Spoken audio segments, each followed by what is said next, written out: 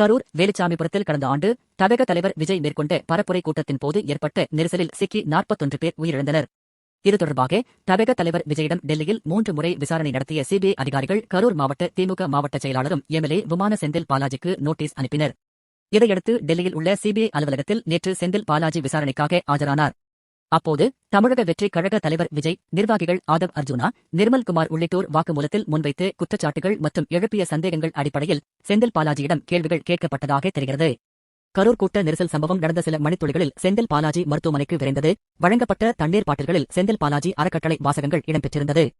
கூட்டத்திற்குள் செந்தில் பாலாஜி ஆதரவாளர்கள் புகுந்து பிரச்சனையை எழுப்பியது உள்ளிட்ட குற்றச்சாட்டுகளை தவேக நிர்வாகிகள் முன்வைத்தது குறித்தும் செந்தில் பாலாஜியிடம் சிபிஐ அதிகாரிகள் விளக்கம் கேட்டுள்ளனர்.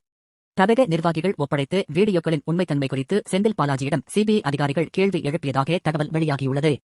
குறிப்பாக சம்பவம் நடந்த சில நிமிடங்களிலேயே செந்தில் பாலாஜி மருத்துவமனைக்கு விரைந்தது எப்படி? அவருக்கு முன்கூட்டியே தகவல் தெரிந்திருந்ததா என்ற கோணத்தில் விசாரணை நடைபெற்றதாக கூறப்படுகிறது. முன்னதாக தமிழக வெற்றிக் கழக தலைவர் விஜயின் பேரணி மற்றும் கூட்ட நெரிசல் உயிரிழப்புகள் தொடர்பாக செந்தில் பாலாஜி அறிந்த தகவல்களை வாக்குமூலமாக சிபிஐ அதிகாரிகள் பதிவு செய்தனர். 6 மணி நேரம் செந்தில் பாலாஜியிடம் முதல்கட்ட விசாரணை நடத்தப்பட்ட நிலையில் தேவைப்பட்டால் மீண்டும் விசாரணைக்கு சம்மன் வழங்கப்படும் என சிபிஐ தரப்பில் கூறப்பட்டுள்ளது.